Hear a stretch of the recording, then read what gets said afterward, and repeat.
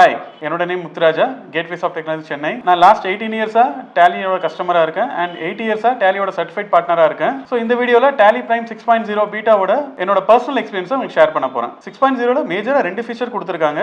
அதில் நம்பர் 1 பார்த்தீங்கன்னா connected banking and number 2 data ஸ்பிட்டிங்கோட பர்ஃபார்மன்ஸ். ஸோ கனெக்டட் பேங்கிங்கில் 2 பேங்க் டைரக்ட் கனெக்டிவிட்டி கொடுத்துருக்காங்க டேலியோட. அதர் பேங்க்ஸ் எல்லாமே பார்த்தீங்கன்னா பேங்க் ஸ்டேட்மெண்ட் டவுன்லோட் பண்ணி அப்லோட் பண்ணுற ப்ரொவிஷன் கொடுத்துருக்காங்க. கனெக்டட் பேங்கிங் பர்சனலாக எனக்கு எப்படி ஒர்க் ஆகுது அப்படின்னா, ஆஸ் எ பிஸ்னஸ் ஓனராக என்னால் டெய்லியும் ரிசிப்ட் என்ட்ரி போட முடியல.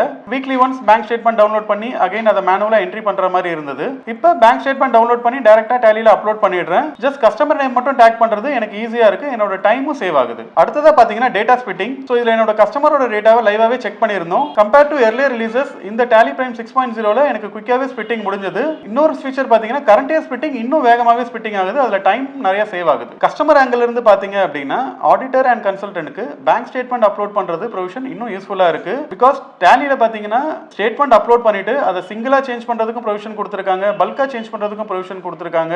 அதனால ஆடிட்டருக்கும் கன்சல்டன்ட்க்கும் டைம் இன்னும் சேவ் ஆகுது. கோல்ட் லான்ச்சுக்கு அப்புறம் 6.0 என்னோட எல்லா கஸ்டமரும் எக்ஸ்பீரியன்ஸ் பண்ணணும்னு ஆசைப்படுறேன். ஸோ அதுக்காக customer events and awareness programmes plan பண்ணியிருக்கோம். பீட்டா வெர்ஷன்ல எனக்கு நிறைய கஸ்டமர்ஸ் இன்ட்ரெஸ்ட் காமிச்சாங்க. ஸோ அதனால லான்ச் டே அன்னைக்கு மினிமம் 40 to 50 மைக்ரேஷன்ஸ் எதிர்பார்க்கிறோம். இந்த மாதிரி புது புது ஃபீச்சர் அடிக்கடி கொடுக்கறதுக்கு டேலிக்கு ரொம்ப நன்றி.